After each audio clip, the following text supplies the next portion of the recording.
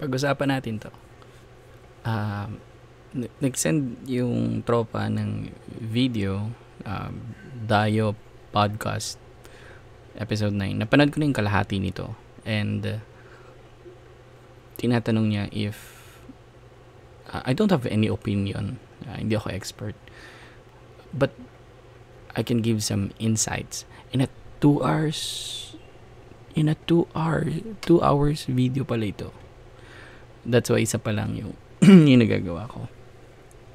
Akala ko 1 hour, 2 hours pala ito. Pero we can stick with 10 minutes. Pero anyway, let's try. It's still early in the morning, 9. Pwede pa akong magtrabaho later on and to do stuff. Let's go. Tagal mong nawala. Tagal mong nawala sa TikTok, bakit sa PSP ka bumalik? Yun yung isang malapit na tanong doon. Bakit sa PSP ka bumalik? Bakit ka nagalit nung dinama yung religion sa battle? Pero, ikaw naman ang unang gumawa na gamitin yun kay Allah. After yung laban yun naman this month, anong naging feedback sa'yo ng mga kahalit mo? Yung mga tagapagturo na tumatanggap. Okay, that's why. It's about religion. Okay, I think naalala ko na to. Si Rapido, yung a flip-top battle. So, nanonood din naman ako niyan. A flip-top battle wherein ipinasok niya yung kanyang side on the religion. I think is a member and part of the group, no, the sect, Iglesia de Cristo. Okay, wala, dito tayo. So this is recorded and I don't want to offend. Well, the word of God can offend. The word of God can hurt because it's the truth. But again, it is what it is. I'm gonna say what I say in the most possible gentle and humble way, hopefully. And in my sa pagsasalita ko about this, wag akong magkasala sa Diyos kasi baka mag-over naman ako. I'm telling too much, hindi naman din totoo. So wala kaming pinagkaiba. So I need to be careful with what I'm going to say. Tapos ng halaga ng tayo, para sa vision ng simbahan, yun ang gumagamit. Bakit ba? Sa religion nyo, di nyo tumatawag. Wala kami gano'n, Brad. Yung history, nagpapatunay na totoo yung Bible. Bakit? I agree. Kumakain ng dinuguan. Dugo. Hindi totoo na yung... History proves the Bible itself. History. If you go outside of the Bible itself, if you go outside the literature, if you see Bible as a literature or collections of books, pag pumunta ka sa mga historical books, there's always Jesus. There's always a claim that merong nabuhay more than 2,000 years ago na taga Nazareth, was born in Bethlehem. He was crucified by the Romans. His name is Jesus. And then the claims of the Christianity is he rose again, that's what we believe. Ayun yung pinaniniwalaan natin kasi wala kang makikitang bangkay. No, wala kang makikita na bangkay ni Jesus when he rose again from the dead after 3 days. That's true. I agree kay Rapido.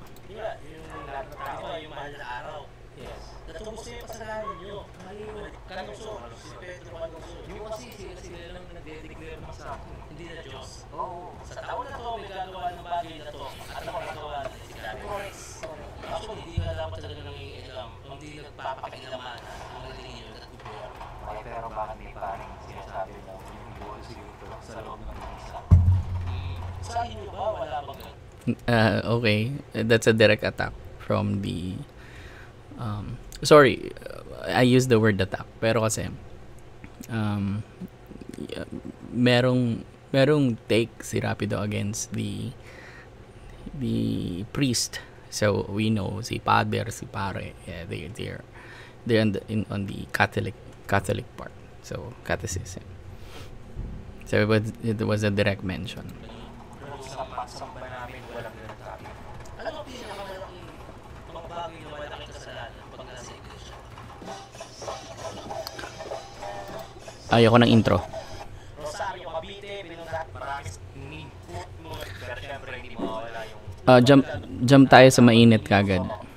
upload ko. Oo, napapalitan lang yung gusto lang naman siya. Click video sa lingit sa kaalaman ng lahat.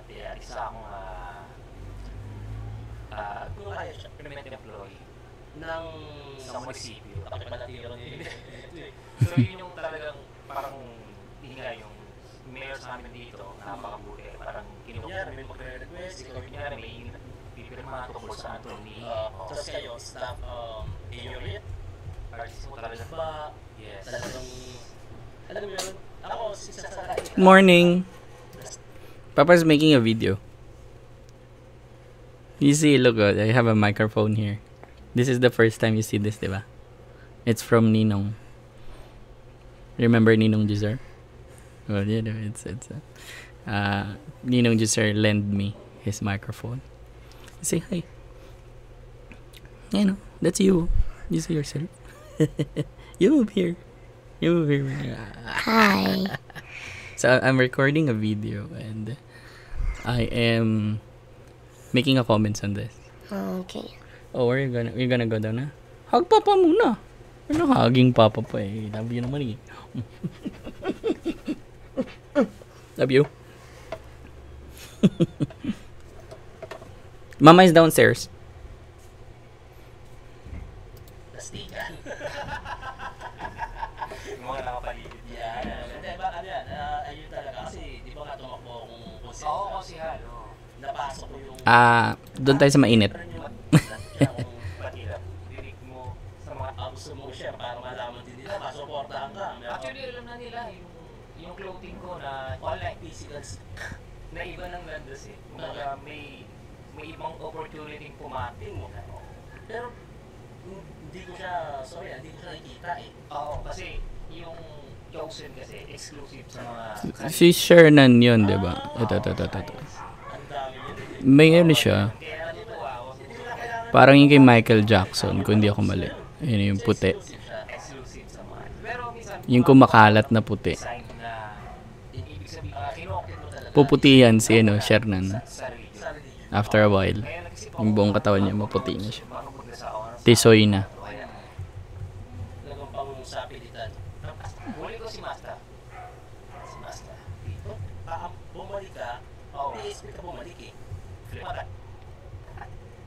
Bakbadang, yun ang alaman. Hindi, sinasabi mo lang. Pero para sa akin, nakakaya ka. Matalo ka di ba daw kung matatungan? Ano, lambing. Ano ba yan? Yung part din ng religion nyo? Hindi siya. Ito na. Kasi ko alam yan. Mong nawala. Nag-DJ ako sa radyo. F.5. Commercial siya. So yun yung reason kung bakit hindi ka nakabatid. Bawal sa talaga. Bakit naman? Galing ka naman doon. Anong pinaka-reason nila? Baga, marami. Lalo yung 5.5 eh. Wala akong tatawa. Wala, bawal. So yun nga, tagal mong nawala sa flip-top. Bakit sa PSP ka bumalik? Ayun ang isang malapit na kasi nga, di ba, bawal akong mag-battle noon. Sikli. Direct. Nung nag-resign na ako, pwede pagkarit ng PSP tapos nawala na siya. Talaga. Tama lang. Sa iba sa flip. Ng musika yung Ram. Pero, Ram, nandumi niya. Nook sa net. Tapos, sumunod nun si Master Pete. Oo. Ikita ko sa'yo. Hindi naman,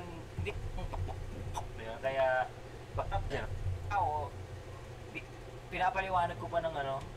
Tsaka may nakikita ko may ganun din kasi yung motos eh. Natingin ko, baka dun mo nakuha. Baka doon. Wala na yung dating nagbumulti ako. Oo. Salit. Galing kasi ako eh. Oo, magandang laban mo. So, feeling mo sa'yo, laban mo kahit yun sa... Karat. Yun. Bakit pakiramdam mo, ikaw yung nanalo kay Batas na? Ano eh. Pero, nag-iirapan ko. Pero, yun nga, at the end of the day, pinaliwanag sa akin yung enigma. At alam ko naman kasi yung point of view niya. Sumobra lang ako sa oras. Sa event, depende sa mangyayari. May may eksena kasi na kahit overtime ka, pero akma sa event na angkan pa rin sa Ganun na wala ko na yung oras. mas hindi nararamdaman ko siya ngayon pero sa diba, ikaw na rin yung nagsasabi sa dating Tagal ah. Hindi na, o yung mga tao na talaga.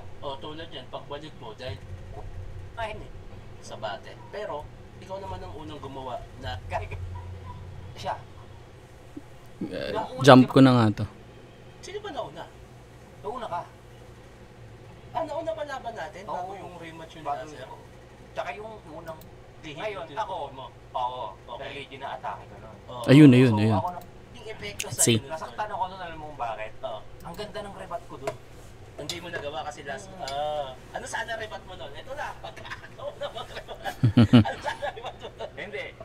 Kasi yung, ano bang linya yung case Madras? Yung Ginagamit yung laban ng Sa Diyos, Ikaw ang ikaw gumagamit sa Kanya. Oo, naalala ko yan. rebat ko dun, pero hindi para sa kanya. Naalala. Sasagutin ko yung tanong niya. Oo. Reality check. Oo. Ang gumagamit sa Diyos, yung ginagamit mo yung simbahan para tumanggap ng pera, sariling pakinabang. Yung serbisyo ng simbahan may bayad. O, sino ang gumagamit sa Diyos? Yung mga tagapagturo na tumatanggap ng halaga, Nung tay. oo, para sa serbisyo ng simbahan. Yun ang gumagamit sa Diyos. Ibang relihiyon. Ngayon, yung ako, mo. oo, Okay. religion na atake ko nun. Oo. So, ako naman, ginagamit ka nga ba ng Diyos? Oo, ginagamit ko ang Diyos sa paraang salita niya yung pinapalaganap ko. Pero ang gumagamit sa Diyos, alam mo kung sino? Yan, yung mga pare nagpapabayad ng serbisyo. Post Bakit to? post tayo, Sabi- post. So, okay. So, malamang maraming sasakay, no? Hindi, kailan ba to? Huling-huli niya ata ako. 3 weeks ago. Oh, yeah, huli na ako. Pero I don't mean to jump into the conversation. What I'm saying is nag-drop siya na ang gumagamit sa kay God as a service is mga pare. So it's a direct mention of course, we know Catholic priest. So magkakos ng discussion to, I believe. That's good. That's nice. May natutunan daw sila. Kaban kulto nyo, see? So, again, if you talk about religion, ang dami mong views kasi, I mean, it's a never-ending discussion. Kaya nga, if we teach about God's Word, we teach about Jesus. Hindi opinion ko, hindi opinion mo, hindi yung natutunan ko, hindi yung napag-aralan ko. It's what Jesus did on the cross para sa atin. It's all about Jesus. Kasi pag nawala ang focus kay Jesus, ganyan yung nagiging discussion. Okay, now let's go there. That's a good discussion. I have a keyword, peddler. Tama ba ako? Peddler's Bible verse. 2 Corinthians 2:17. Puntahan lang natin. Okay, mag-login nga tayo dito para naman. Okay, so 2:17. A lot of people try to get rich from preaching God's message. So that's yan, ginagamit yung I think ito yung pinapertain ni Rapido, that it's getting rich from preaching God's message. But we are God's sincere messengers, and by the power of Christ we speak our message with God as our witness. Okay. Now, if you are preaching God's word genuinely, you are not getting rich. Now, again, hindi lahat. Okay? There are Catholic priests that they preach the word of God genuinely. And I don't see any problem if the Catholic priests are receiving what we call love gift. So again, it's a term and definition, but it's a service na ginawa ko para doon, then out of love, I give money. So that's why it's a love gift. And that's not wrong because ano yung keyword na yun? So again, I'm showing you paano ko mag-search, study questions, discuss. Busalan ang bibig. Gagdama. Verse pala. Let's say na natin Tagalog. Verse. So, I think 1 Timothy 5:18. Ito maganda. Ito maganda, may reference. So, let's see 1 Timothy 5:18 muna. Sapagkat sinasabi sa huwag mong bubusalan ang bibig. Let's put it in context.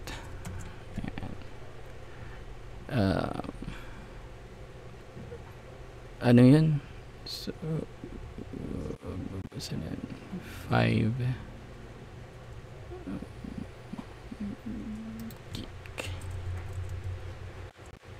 yan. Sinearch ko na. So, 17. Ang mga matatandang pinuno ng iglesia na mahusay mamahala ay karapat-dapat tumanggap ng paggalang at kabayaran. See, ang matatandang pinuno ng iglesia, I'm using the word iglesia because it's in the Bible. Okay? So, I'm referring to the word iglesia. So, it's there kasi it's there, nabasa ko siya. Now, if we're saying, what if I say na ang matatandang pinuno sa iglesia ni Cristo, again, I'm adding na mahusay mamahala ay karapat-dapat tumanggap ng paggalang at kabayaran. Lalo na ang masigasig sa pangangaral at pagtuturo ng salita ng Diyos.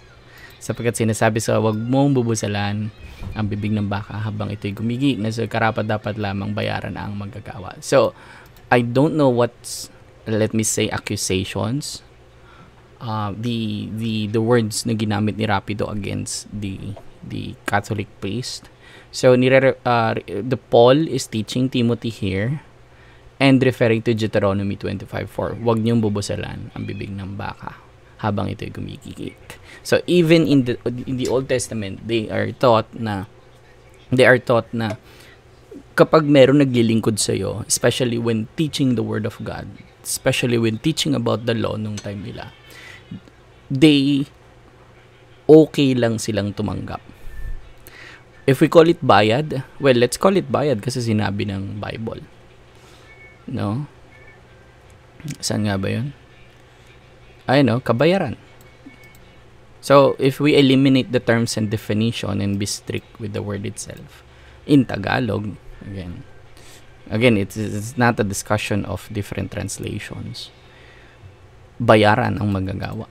So, I don't see any problems. Priest, pastors, ministers, ministro, accepting payments.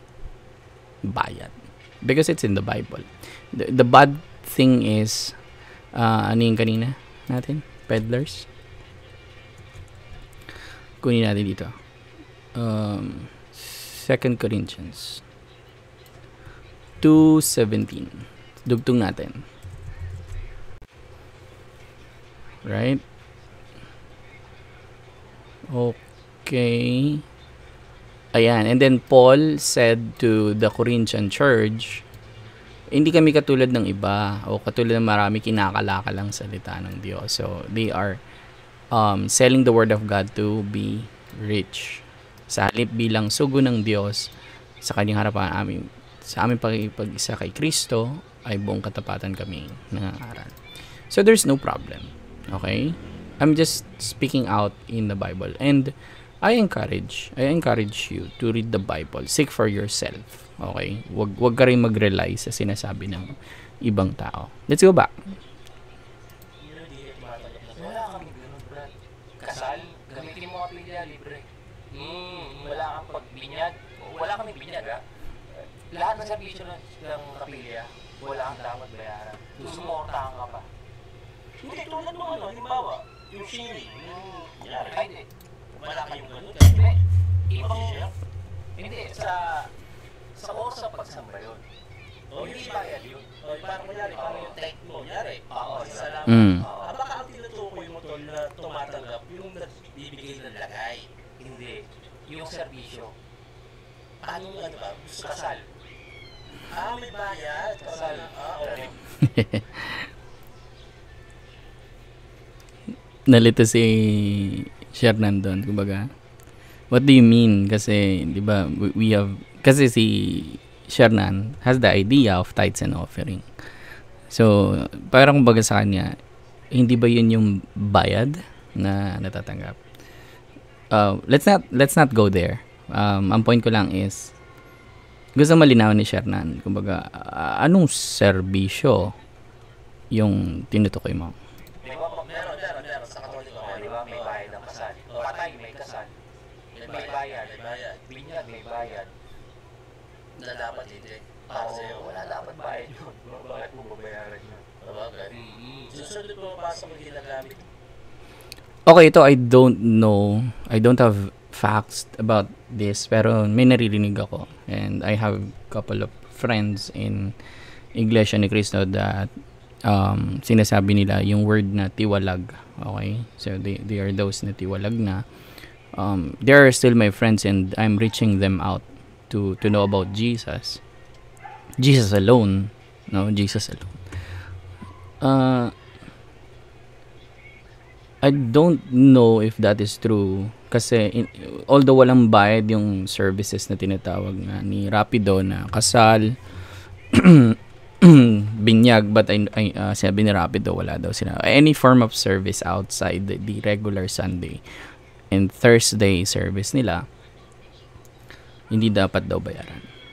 But I don't think yung mga ministro meron silang regular. I don't know if there's again, I don't have facts about this. May naririnig ko lang. I don't know if they have salary. Excuse me, yung mga ministro.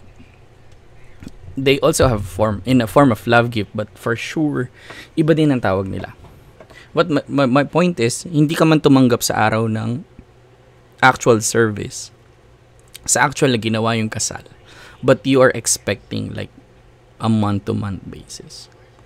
Or ano man yung na-declare na date kung kailan ka tatanggap ng bayad. Technically, bayad pa rin, no? For your service. So, it's a matter of, I don't know, it's a matter of maybe just complicating things in terms of wala kaming bayad sa araw na serbisyo. But you do still have salary, love gift, offerings, and may binibigay pa rin sa ministro. I don't know how a minister can survive in this world nang walang pera. I don't know, to be honest. I don't know. Money is not evil, but the love of money is the root of evil.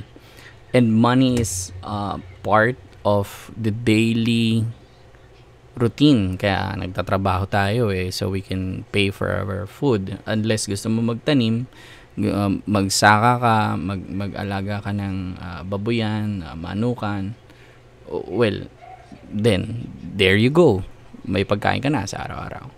So I don't know how can a minister can say ministro, well, they don't have ministress. I mean, hindi ko alam kung meron silang babaeng tagapaglingkod, but I think it's puro minister. I don't know how ang minister makaka-survive in this world without money. I don't know. That's, to me, it's not logical kasi pastors, leaders, they have testimonies na meron akong kapatiran, walang-wala kami. Kumatok sa aming bahay, lend me some money, binigyan kami pagkain, and that's a miracle. So, talagang may ganon. Again, it's complicating things. But technically, they are still receiving. Correct me if I'm wrong. Wala talaga silang tinatanggap. Again, but I doubt kasi paano ka magpapatayo ng Philippine Arena, yung talagang magagarang nila building. How can you build such for free? I'm not sure. I'm not sure. But to be fair with the Catholic priest, hindi naman lahat. I believe at some point may mga Catholic priest na hindi tumatanggap. Let's not make it as an absolute number. All it's not good. We can say most of the priest, okay? But we cannot say all. Kasi when we say all, it's absolute, lahat. No, I don't think. Balik natin. Kalaban ng Diyos ay ikaw ang gumagamit sa Kanya. Pag may involved na pera, Kumbaga tumatanggap ng halaga. Hindi naman dapat. pero sa lahat naman ng reliyon, actually may Sasabihin ko pa lang yun eh. Sa lahat ng religion, yes, there's money involved. type na tinatawag, di ba? Mm. Ito yung income mo sa isang buwan. Pag pumasok ka o simba ka, nagsumba ka, ba meron mga type mag-share ka? Di ba siya pasok doon na sumatanggap din ng pera? Hindi, kasi lahat magkaiba yung serbisyo eh. Kasi yung serbisyo, tulad na ng mga kasal, ganyan, gagamitin mo yung simbahan. Kumbaga may pakinabang mo kukunin sa simbahan. Pero yung share kasi, which is ginagawa naman lahat ng religion yung pag-aabuloy. Type. Okay, pause natin doon. I don't see that a regular Sunday service is not a service. A regular Sunday worship is not a service. And yung sa kanila, a regular Thursday pagsamba is not a service. May mga tumatayong ministro, may kumikilos, may naglilingkod, may nagsaserve. I don't know paano siya hindi magiging serbisyo. Na magiging iba yun. Explain maybe thoroughly. Pero again, I'm going back to the argument. It's just complicating things. Solemnization, pagkakasal, is a service. It's a ministry. Binyag is a service. It's a ministry. House blessing, no, it's a ministry. Meron na nga ngayon yung car blessing may ganun na rin it's a service. And Sunday worship is also a service kasi may mga volunteers dyan Meron mga tumatanggap ng love group. I don't know in Iglesia ni Cristo. I'm not part of them. So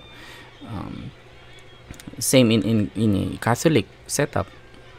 Everything is a service. So please let me know. Differentiate. Baka kasi may category But it's all fall for me, it all falls into service ministry. Whatever we do that talks about God, marriage, baptism, house blessing, it's about ministry. And ministry is service. Abulin yun kasi mayroon kayong aral sinusunod na Okay, abula is donation. bawa sa sabi ng Diyos, magbigay ang bawat isa. Ayon sa pasya ng kanyang puso na hindi napipilitan. So yun yung sinusunod na. Hindi bayad yun. Magkaiba yung word na bayad sa abula.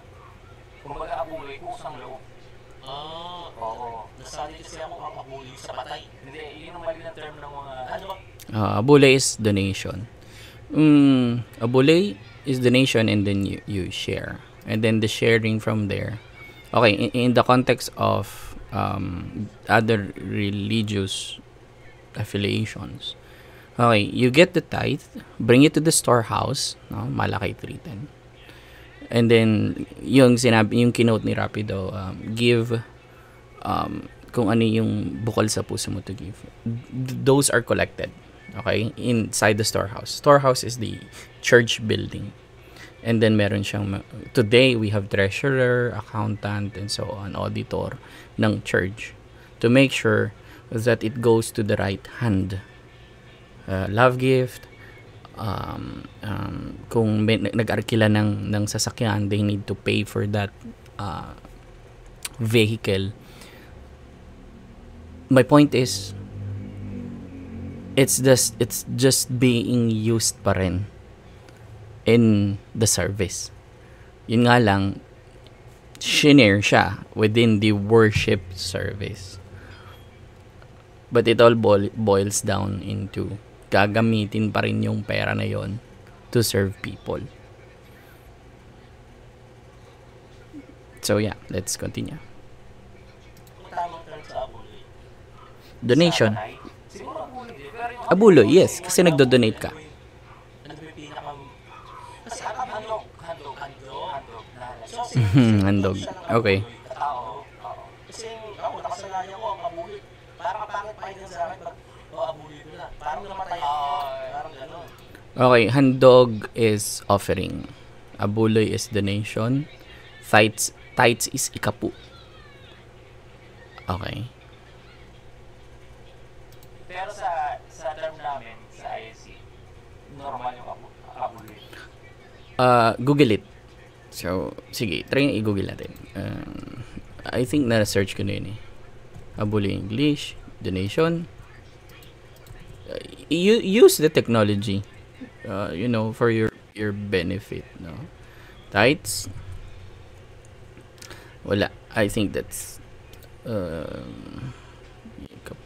Abuloy are ito nga si AI. Abuloy are contribution, donation, offering, or. So, okay. It depends on the context. But that's fine.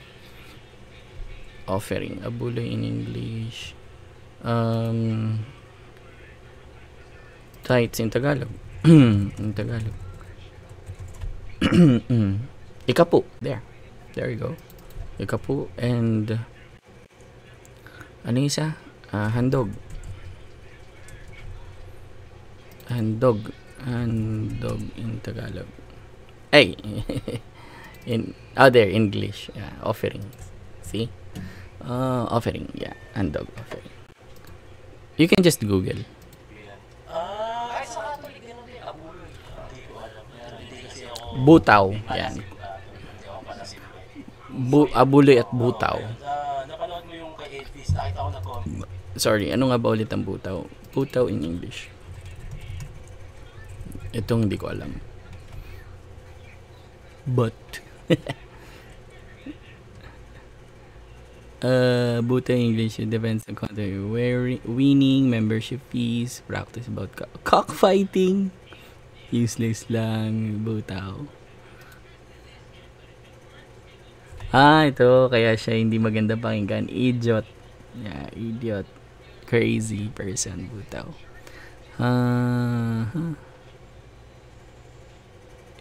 Fees. I think fees. The butaw. Anyway, it's just terms.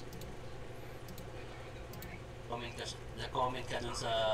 Kaya, isang, ayun, gusto kong malaman anong dahilan. pero yung comment ko naman, hindi naman patungkol. Oo. Hindi, may gusto kong itama eh. Oo, may Ano gusto ko yun? Alam ko gusto mo nang sabihin niya at baka maraming makinig at Yung kay- makatulong ka rin. Kasi born again siya eh. So, kumbaga, ako, inaaral ko rin yung born again. So, kumbaga, Pasok. bago pa ako Pasok na tayo sa born again. mag-comment doon, alam ko na yung aral nila. Mm-hmm. So parang i-defend ko yung mga bagay na hindi pa nila nasusunod. Mm-hmm. Na kailangan gawin mo to. Mm-hmm. Para mo sabing ganito ka. Mm-hmm. So, hindi ko sinasabing mali siya. Tama siya. Pero lagi mo tatandaan kapag kulang, nananatiling mali. Sa part na anong kulang? Specifically, kasi ang turo ng born again, tanggapin mo Teka, naano ko Lord dun. Jesus Christ as your personality, ang tuknan siya. Hindi pa nila nasusunod. Yung analogy Na niya. kailangan gawin mo to. Mm-hmm. Para mo sabing ganito ka. Mm-hmm. So, hindi ko sinasabing mali siya. Hindi mo sinasabi mali siya. Tama Pero siya. lagi mo tatandaan kapag kulang, nananatiling mali. Mali. Sa part na anong kulang? So, mali. Oo nga. Specifically, So, kasi ang turo ng born again, hindi ko sinasabing mali siya. Tama siya. Pero pag kulang, mali siya. So, rule of negation, that's negative, positive, negative. Negative, positive. It's still negative. Mali siya. Okay. Ay, rapido. That sinabi mo na lang mali siya. tanggapin mo si Lord Jesus Christ as your personal Savior. Mm-hmm. Kung papakinggan mo, your Lord and Savior, and then the context of the Lord, your God. Lord, your God and Savior. Jesus Christ is Lord, your God and Savior. Matama, di ba? Mm. Papasukin mo talaga si Kristo sa puso mo. Mhm. Pero hanggang doon lang ba natatapos doon? Sa Mm, paanong mm, paraan mm, mo hindi. masasabing tinanggap mo ang Panginoong sa Kristo? Eh kung ikaw lang nagsabi, self-proclaim lang. Eh ang batayan ng Bible, divine. Self-proclaim. Okay, sige, makinig muna tayo. Kung bakit Diyos ang pumipili ng Kanya, meron siyang sinusunod na proseso para masabing nandun ka. Mhm. O, hindi tao. Kasi kung tao lang magsasabi, lalabas, hindi ka self-proclaim lang. Tinanggap mo na si Jesus Christ, nagbago na ako. Mhm. Pero yung pagbabago na sinasabi mo, hindi pamatayan yun ng Diyos. Ano Kulang. Ano para? Kasi Ano pag yung pamantayan? Sa tao, sa ko na sa ordinaryong tao, pag sinabi nagbago ka na, hindi ka na nagsusugal, Mhm. hindi ka na nagiinom, Mhm. hindi ka nang bababae. Mhm. Yun yung typical na pagbabagong buhay. Pero yung pag sinabing pagbabagong buhay na ganap, sinusunod mo yung utos ng Diyos lahat nang hindi masakit sa puso mo, nang hindi ka kumukontra, parang gano'n, susunod ka talaga. Mm. So sa kanila kasi, tinanggap nila, pero may kulang eh. Anong kulang? Anong kulang?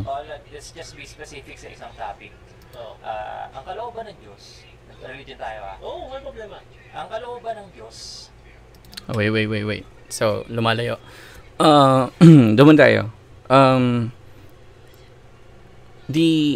There is a wrong understanding of accepting Jesus Christ sa side ni Rapido. I don't know. And this happens to even born again Christians na nasa church na. They still don't understand the meaning of accepting Jesus Christ. Accepting Jesus Christ is not self-proclamation. No. Kasi if it's a self-proclamation, kumbaga, Lord, tinatanggap kita sa buhay ko and then I am declaring my life. If that's how accepting Jesus Christ is, it means that accepting Jesus Christ falls into good works. Kasi gawa mo. Decision mo. Right? Decision mo. But the Bible is not saying that you need to do it for yourself.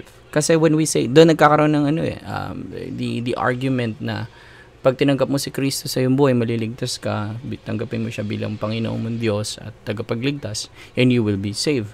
Now, the philosophical argument, yung mga pilosopo sasabihin nila, so, ang pagtanggap kay Kristo ay may buting gawa. And then if you answer yes, so ang mabuting gawa ay nakakaligtas. So, that's a wrong logic. Why? Because salvation is, ang kaligtasan ay natatanggap kapag naunawaan mo yung tinatanggap mo. It's like this. So it's December, it's Christmas, malapit na, and September na on this recording.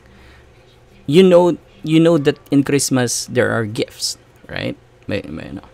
Now on that gift, pag sinabi sa'yo na magreregalo sa'yo, na, here is my gift for you for this Christmas, yung magreregalo ba ay, sasabihin mo ba sa magreregalo sa'yo na, wait lang ha, kasi titignan ko muna kung tatanggapin ko yung regalo mo o hindi. See, it's not normal for you to say na, teka lang ha, titingnan ko muna kung tatanggapin ko yan. Okay? Before I actually accept the gift, titingnan ko muna. So it's my decision. It's my works that enables to accept the gift. It's my pride. No, teka lang. Ano ba yung regalo na yan? Gusto ko ba yan? You see, gusto ko ba yung regalo na yan? May benefit ba ako sa regalo na yan? Kasi baka panyo lang yan, baka pimple lang yan. Kung ganun lang, that's a prideful approach. Tinitignan mo muna kung ano yung gift before you accept that. That's a prideful approach. And that's how it looks like in most of nasa born again church na hindi nauunawaan ang salvation. Now, let's look at the Bible muna. In Romans 6:23. 6:23. Salvation is a gift. Okay? And you are very prideful. Ang taas ng tingin mo sa sarili mo. Kung titignan mo kung tatanggapin mo, hindi. Just like my example kanina sa gift. Teka lang baka bimpo lang yan. Baka, hindi naman ako magbe-benefit dyan eh. Why would I benefit from that gift? That's how we picture you accepting Jesus Christ without understanding bakit mo siya tinatanggap. Okay? Sapagkat kamatayan na kabayaran ng kasalanan. So, this is the formula. Ngunit ang walang bayad na kaloob is gift. Kaloob ng Diyos ay buhay na walang gas sa pamamagitan ni Jesus Christ, Kristo Jesus, na ating Panginoon. Okay, what happened? So, there is a penalty of sin. Kamatayan. Penalty of sin. Now, para hindi ka maparusahan, you need to understand that God Himself made a way para hindi ka maparusahan. So, there is a gift na ibinibigay sa atin. And that gift is Jesus Christ, our salvation. Now, if you understand that wala ka nang gagawin at sinalunan na lahat ni Jesus Christ 100% ang parusa sa kasalanan, so, ilan ang kailangan mong pagbayaran kung 100% bayad na? Definitely, wala ka nang dapat pagbayaran. That's why it's called gift. Kasi it's not normal for you to buy your own gift. Di ba? Hindi. Gift is freely given. Okay? And then you accept the gift. Okay? It's not you're gonna decide kung tatanggapin ko yan o hindi. Magbe-benefit ba ako dyan bago ko tanggapin yan? Baka baso na naman yung regalo mo sa akin eh. Baka kutsara, tinidor na naman yan eh. Marami na ako. That's how you picture accepting Jesus Christ kapag ikaw yung nagde-decide. But if you understood na God paid it all, binayaran niya lahat. And as for me, this gift, in full humbleness, I'm gonna accept the gift na binibigay sa akin because it's fully paid. It's fully paid. Inilalagay lang sa atin ng Diyos to exercise our free will. Tatanggapin mo ba yung regalo ko sa'yo na buhay na walang hanggan? And that's where we go, the humbleness of saying yes to Jesus.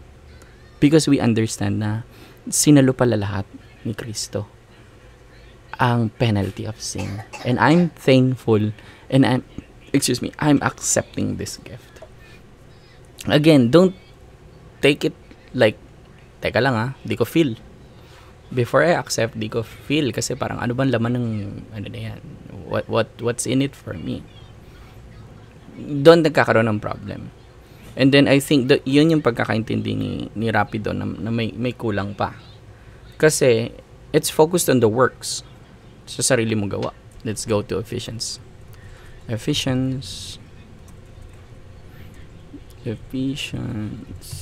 2,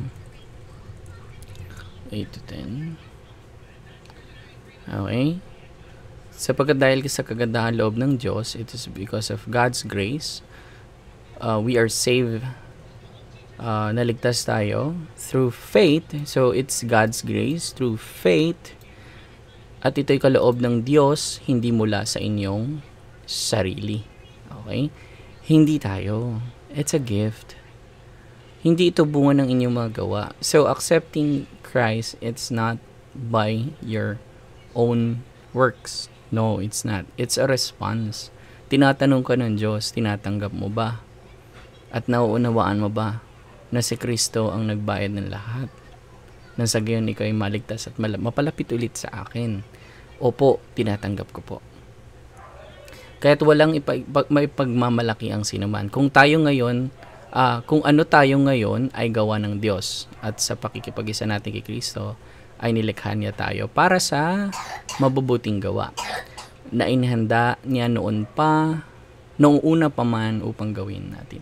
Okay, this is where I agree to Rapido. Kasi when you accept Jesus Christ and you understand bakit mo tinatanggap yung regalo of the eternal life, you have to do good things. So again, you do good things after kang masave. Okay? After. Kasi you will have the Holy Spirit to enable you. Okay? Right? Hindi siya magbabago muna ako bago ko tanggapin si Kristo. It's gonna be hard. And I think it's gonna be more likely impossible. Kasi ang tao pabalik-balik sa kasalanan. So, I don't think that would be the case. No? But what I'm saying is that ang pagtanggap kay Kristo is not self-proclaimed. Those who truly accepted Jesus Christ understood na binayaran lahat ni Kristo ng kasalanan ng sanlibutan. Inalis niya ang kasalanan ng sanlibutan in John 1. In John 1:29, inalis niya ang sabi ni John the Baptist, kinabukasan nakita ni Juan si Jesus na lumalapit sa kanya. Sinabi niya, tingnan ninyo, siya ang kordero ng Diyos na nag-aalis ng kasalanan ng sanlibutan. So kung inalis na ni Jesus Christ through His death and resurrection ang kasalanan, anong aalisin mo? Ibig sabihin, Jesus Christ is not enough. God is not enough to pay for all the sins of this world. Kung ganun ang paniniwala mo, we have a problem about God. Kasi what the God I serve is a God of all things. All-powerful. All-knowing. The Alpha and Omega. If God said that through His Son, Jesus, God the Son, paid it all on the cross, then it's all paid. Now, for you, if you understand what you're accepting, this is a gift. Would you accept the gift? Yes or no? Yes po. Tinatanggap ko at nagpapasalamat ako dahil Jesus paid it all and I don't have to suffer the penalty of sin. That is how you understand salvation. Through Jesus. 100%. Wala kang participation doon nung pinapako si Kristo sa krus, yung pinagdaanan niya sa krus ng Kalbaryo. Wala kang participation doon. At hindi mo kayang tumbasan yun. We can talk another thing about paying debts in another video, pero hindi ngayon. Siguro I can, go back and talk about, pag-usapan natin yun. Another one is the self-proclaimed, di ba? Sabi niya, self-proclamation. But no, it's not. Born-again Christians do not do self-proclaim. It's a very prideful claim that we are self-proclaim, kasi it's by our works kung it's self-proclaim. Now, the thing that I would another discuss yung yung sinabi niyang isa. Nawala ako doon Sa tao na kasal, ganito ganyan, sa paanong paraan tayo masasakop ng Panginoon? So, paanong paraan tayo matitipon? Ako, ang kalooban ng Diyos, ito, para mo sabing ganito ka. So, hindi ko sinasabing mali siya. Tama siya. Pero lagi mo tatandaan, kapag kulang, nananatiling mali. Sa part na ano kulang?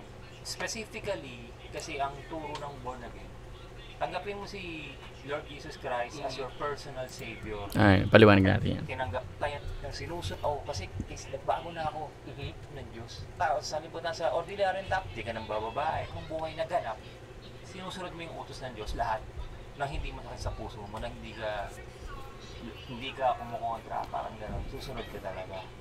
So sa kanila kasi, tinanggap nila, pero may kulang Anong kulang? Okay, I think naalala ko na. So, Rapido is claiming that there should be an evidence. There should be an evidence for accepting Christ. Well, that is true. I would agree. Kasi there's also a verse teaching na know them by their fruits. In Matthew 7. Let's just go to Matthew 7. Know them by their fruits. So, kung merong isang tao na he declare, no, again, I don't claim kasi it's a prideful approach na ako lang ang magdedeklara. No, I humble myself to accept Jesus Christ.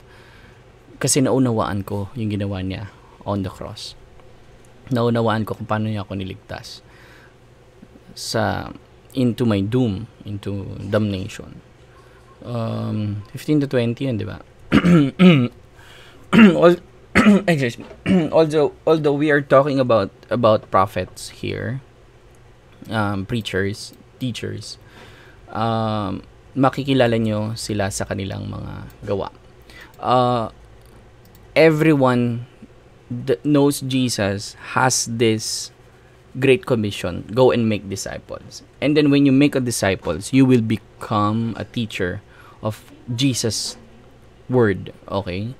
Kung paanong namuhay si Jesus when he is 2,000 years ago, when he is proclaiming the word of God, and kung paano niya in-empower the law.